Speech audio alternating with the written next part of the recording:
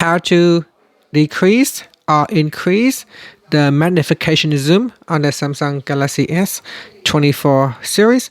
Now to turn on magnification, we can use one of the shortcuts, of which is the triple tap. So if I triple tap, I can turn on magnification.